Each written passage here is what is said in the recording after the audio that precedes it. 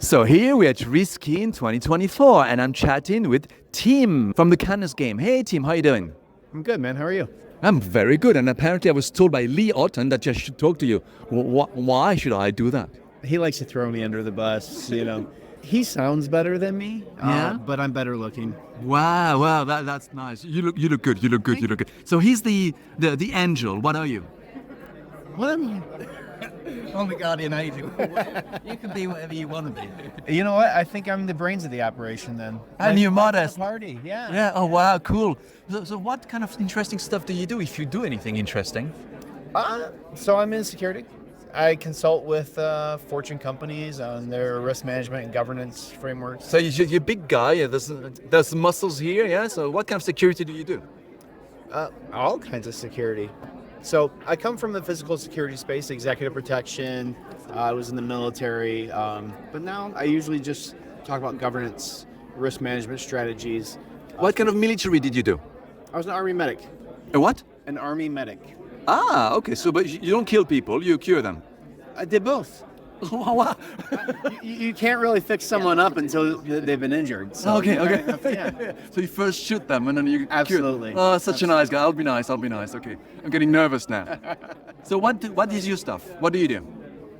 I'm a thought leader in the security industry now. So I spend most of my time speaking, doing presentations at conferences, being invited to companies to help them understand anything from leadership to team building, organizational design, the psychology of leading teams, and enterprise security risk management. What's your top three advice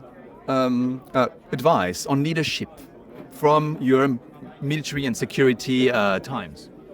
I would say you should be leading from a place of kindness. We call it leading with kindness in the kindness games. In the army, you lead from kindness.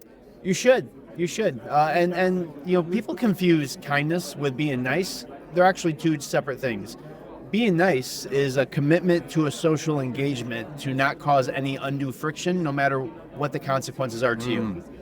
Kindness is actually identifying the human on the other side of every life scenario and trying to understand how can I design the best available outcome for them, even when they don't have a good outcome coming, right? So let's say you're a police officer and you have a suspect that you need to arrest. That's not a good outcome for them. They're going to jail.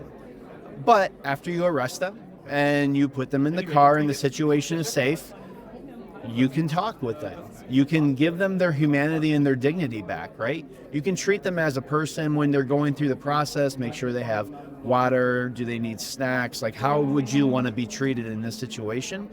And I think in today, especially as we're coming out of COVID, we're actually trying to rob people of their dignity because we think that's a source of power, which is unfortunate, and it leads to the hostility that we're seeing across society. Yeah. So kindness is your first tip. What are your second and third tips? If you're managing people, you need to be designing their path with them. So we tend to hire people and say, oh, they're gonna take this role. And then they do really well in the role, and we're like, good, that's taken care of. Meanwhile, a year, 2, 3 goes by, and they're starting to suffer. They don't want to be in that role anymore. They want more responsibility, but you're hiring other people to take other roles that maybe they want. And so we're creating discontent, and we're having undue turnover because we're not re-envisioning how this person may move forward and support the organization. So one thing that I always do is when it's time to hire new people, I come back to the team that exists and I say, all right, we need this role for these reasons. Here's the job description that I've mocked up. Everybody look at it. Tell me which parts of this job role that you want to do. Okay. And then which parts of your role do you no longer want to do? And a lot of times, we don't have to hire for the new position I have envisioned. We can tweak the positions we have, move people around, make their job new again. So check the skills you have in the team already before you get them. Make them outside. make Yeah. them excited again Yeah. for their work, right? We reinvigorate them. We have consistency, and then there's things that maybe you're good at that you're just tired of doing.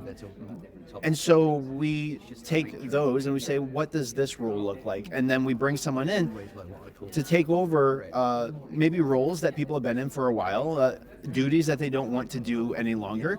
And you have built-in mentors to make that new person successful because they've all done these things and they're moving past it. Yeah, mentorship is key for development. And So, team cohesion. so what is your third tip? Man, I already talked so much. Then I'll ask you for a fourth one if yeah. The third tip is if you're a leader, don't take yourself so seriously. Don't take yourself seriously and be kind. Thank you, team, for this very interesting chat. Thank you.